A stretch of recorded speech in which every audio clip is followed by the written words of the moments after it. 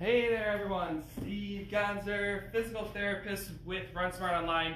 I'll talk to you about run form. Super excited about talking about midfoot striking. So we're actually launching our midfoot project, which you can find at 𝗏𝗏𝒏𝒂𝒅. It's a 5-week program where we teach you to improve your run form. And one of the things we teach in this program is about tapping the brakes. So I want to explain that to you. I have a skeleton here of a lower leg. This is a right leg. And what most people don't realize is that you can really leverage your run form to be a lot faster and to improve injuries. Because we look at two sides of the coin. You want to be a little bit faster. Even if you don't, like I'm just in this for fun, you still want to run faster. And then there's the other side of the coin, which is injuries. And run form is a way that you can affect both of those by just changing a couple of things. And that's what I'm going to teach you here today. If you're interested in learning more about the program we have coming up, go to 𝗏𝗏𝒏𝒂𝒅. We only run this program once a year so far. We're trying to do twice, but it's only been once a year for 3 years. So if you're interested in getting in and having us help you with your run form, check that out. So what I want to talk about is the way that most people run, and that's with a leg that comes out to the front and swings, and then with the toes pulled up, they hit the heel first. So hopefully you guys can see this. If you've ever had a race photo and it looks like you're walking, or you got this, you can see the bottom of your shoe, like this would be the view of it. You can see the bottom of your shoe with the knee straight. That's going to be detrimental to your running for a couple reasons. And now I know you might think like, oh, I run the way I run and that's it works for me, but hang in there. Let me explain why this isn't that great of a way to run. So when someone runs like this and they come to the ground with a straight knee, the knee is locked. And what I usually compare this to is tapping the brakes. So as this leg comes through, there is no shock absorption going through this leg. If I just keep it straight and I push down, you can see how it's just a rigid lever. So when you're hitting the ground, it's about 3 times your body weight hitting the ground in 5 milliseconds. So it's a lot of force that hits the ground.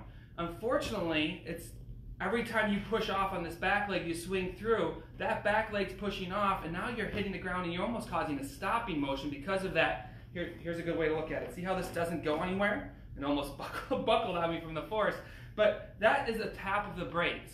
You're going to push off, start, tap the brakes, and what has to happen is then the leg, once it hits the ground, it needs to unlock so you can absorb your shock. So the leg comes through, hits the ground, unlocks, and then it comes through and pushes off again. But what happens when it pushes off again?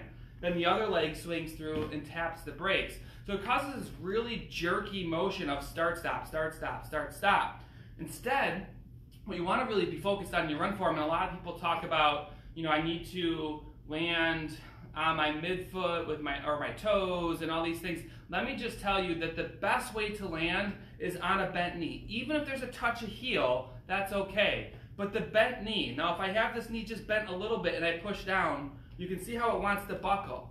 That buckling does a couple things for you. First of all, it's going to give you better shock absorption.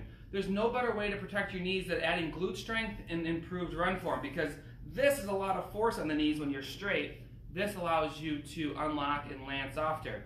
So as soon as you come through, if you can teach yourself to bring this leg through, stop the swing and don't get that full extension, let that leg swing through, come down, and then land soft with a nice vertical shin. The second you hit the ground, instead of loading bone, which is the straight knee, you're going to immediately hinge that leg and create what we call as free energy, because you're going to start immediately storing energy in the muscles so that they spring you back on push-off. I'll talk about that in another video, but the tapping the brakes is super detrimental. Every time that you go through and hit your heel first with that straight knee, you're tapping the brakes. It's a start, stop, start motion. Imagine for a second, if you were to drive your car down the road, and now the average runner takes 80 steps a minute on each leg, so it's 160 if you count both sides. So imagine for a minute if you drive your car down the road and tap your brakes 160 times. How jerky of a motion that would be. This is happening when runners straighten their knee fully and land into the ground. You really want to improve this mechanics. It's one of the things that we teach in the midfoot project. So to do this, it's about drills, right? You want to teach your body how to do this and land softer. It's about anatomy, because you need the muscles. When you land with a soft knee, we'll call it many things, but a soft knee, you're going to take the load of landing from the bones and give it to the muscles. So your muscles need to be prepped. And then it's how do you incorporate it? Because when you change your run form, it feels a little funny and people are unsure if they're doing it right. Well, if you're wondering about all that stuff and how to make this happen, you want to get away from this tapping the brakes motion, you want to speed up in your running, you want to protect your knees, go to midfootproject.com. We're going to be hosting a 5-week course where we're going to teach you guys how to land softer, improve your run form so that you can run faster and not get hurt. Let me know if there's any questions in the comments. If you're interested in checking out the Midfoot Project, go to midfootproject.com. We have a whole source of things there, and I'll be going live pretty much for the next month until we launch, just to talk about how do you maximize your run form with this first level, which is stopping, tapping the brakes. And then we'll be talking about free energy, anatomy, how to strengthen up so you have better run form. But this is just the tip of the iceberg. We're just getting started here, getting ready to launch the Midfoot Project. Hope everyone has a great day. Today's Saturday, and if you're watching this on Saturday, have a good weekend. Bye, guys.